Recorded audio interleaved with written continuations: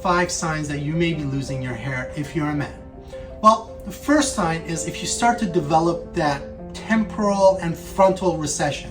Basically, your hairline starts to recede, and that's common amongst male pattern baldness. Second sign is that bald spot. Nobody likes it, but it's a sign.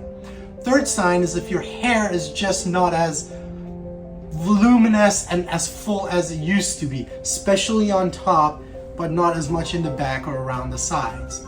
Fourth sign is if you're just seeing more hair that comes out when you brush your hair, when you take a shower, or anything. And the fifth sign is actually one where you start to notice you're getting sunburn on your scalp when you didn't used to. So if you notice any of these signs, you may want to see a doctor.